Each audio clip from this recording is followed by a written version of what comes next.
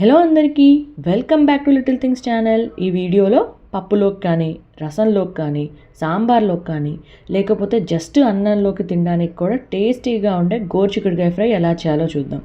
Lunch బాక్స్లోకి ఏదైనా డిఫరెంట్గా క్విక్గా అయిపోయే రెసిపీ ఇది. గోరుచిక్కుడు నచ్చని వాళ్ళు కూడా ఖచ్చితంగా తినే రెసిపీ. ఎలా చేయాలో చూసేద్దాం రండి.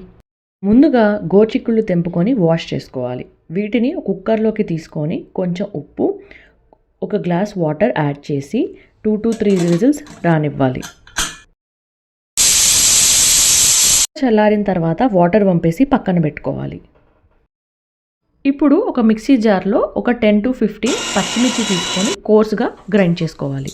నెక్స్ట్ ఒక కడాయిలో ఆయిల్ యాడ్ చేసి హీట్ అయ్యాక 3 to 4 వెల్లుల్లి, 2 ఎండుమిర్చి, 1 స్పూన్ శనగపప్పు, 1 స్పూన్ మినప్పప్పు, 1/2 స్పూన్ జీలకర్ర, 1/2 స్పూన్ ఆవాలు, 1 రెమ్మ కరివేపాకు వేసుకోవాలి.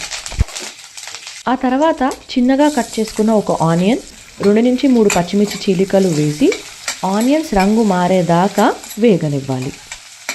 3 నిమిషాల తర్వాత 1 స్పూన్ పసుపు వేసుకొని అలాగే రుచికి సరిపడా సాల్ట్ కూడా యాడ్ చేసుకోవాలి. ఇంకో 2 నిమిషాల తర్వాత మనం ముందుగా మిక్సీ పట్టిన పచ్చిమిర్చిని కూడా మన స్పైస్కి తగ్గట్టు 1 నుంచి 2 స్పూన్స్ యాడ్ చేసుకోవాలి. పచ్చివాసన పోయేదాకా వేపుకొని ఇప్పుడు ఉడకబెట్టిన చిక్కుళ్ళను కూడా వేసుకోవాలి.